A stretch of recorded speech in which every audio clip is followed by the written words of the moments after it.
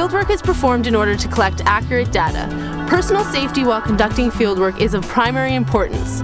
Avoiding potential hazards that may lead to an emergency is the best line of defense.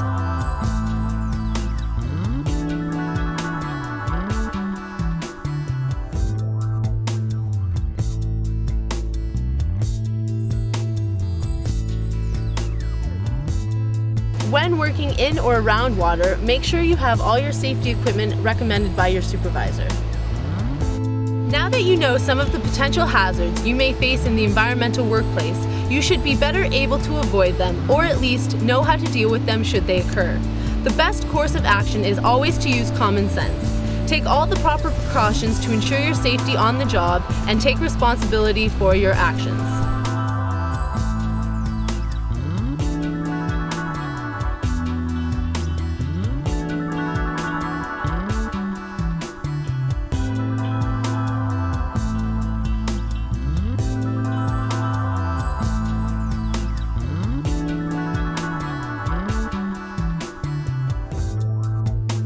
All laboratories inherently have a certain level of risk associated with their function.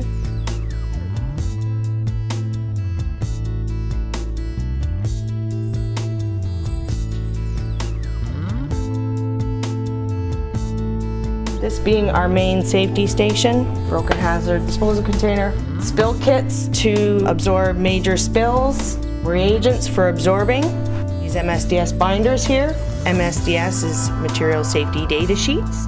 Chemical resistant gloves. This is our emergency eye wash and safety shower. The emergency eye wash is operated by depressing this lever. Any hazardous equipment that you might be encountering within a laboratory requires documented specific safety training.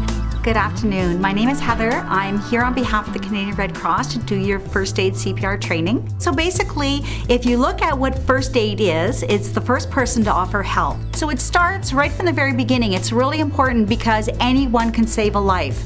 The whole idea is the person that finds himself unconscious, we have to make sure that the brain receives oxygen, because as long as the brain receives oxygen, the surgeon can put a new heart in that patient. So first off, the area has to be safe. The very first thing we would do is check the area to make sure it's safe. So my next step is to check them. I clap over top.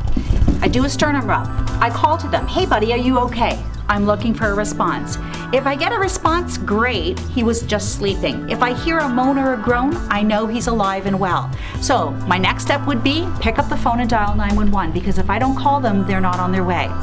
From there, I want to care for them while I wait for the paramedics to arrive. First thing that I want to do is this person breathing? I place my hand on the forehead, hand on the jawline, tilt the head back. Now I proceed to do what's called look, listen, and feel. I'm looking at the chest to see if it's rising and falling. That would be an indicator the person's breathing. I listen for air and I feel for air against my cheek. If I don't get that, I want to aid them by giving them breaths of air. I want to place the barrier device on the person's face. I want to tilt the head back. I want to pinch the nose so the air is going to go into the lungs. And I want to give them 2 breaths of air. My next step is, if they're not breathing, more than likely I haven't been across them within 4-minute time frame. It's very important for me to start pushing and pumping on the chest to make sure that the brain gets oxygen. So I place the other hand over top, I entwine the fingers, I do compressions 30 times. Go back up to the head. I have to always tilt the head back because the head will fall into a neutral position. Back to the center of the chest and I continue. We can do compressions for a good 2 minutes. We don't want to stop, but we want someone else to take over for us. We don't want to be that hero that just says, no, I don't need your help. It's a very good idea for you to have someone take over, because as you tire, you lose the depth. As you tire, you slow down speed-wise.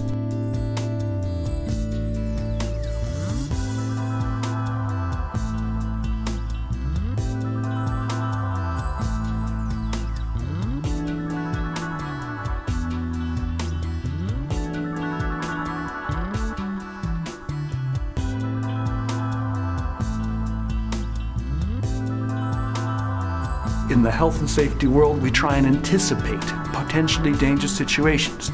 The idea is to stop and think before you go out there, and what could this job entail? What could it expand to? What could you be getting into? We've got to establish and respect policies and procedures.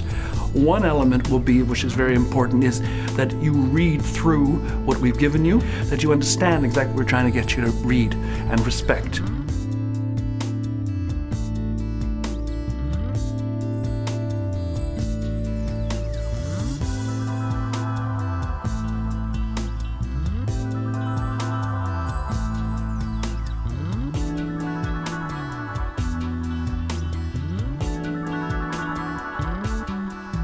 Welcome to our Class 3B and 4 laser lab. Access to this lab is restricted and training is required before a person can work in this area.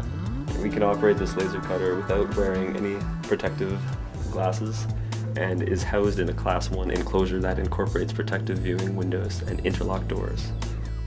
However, with an open beam such as this YAG laser that emits beams in visible and invisible wavelengths, operators must wear the proper protective goggles, and they must adhere to procedural, administrative, and engineering control measures. We have the beam stop, and we have a wall of protection, as well as these curtains to protect the end user.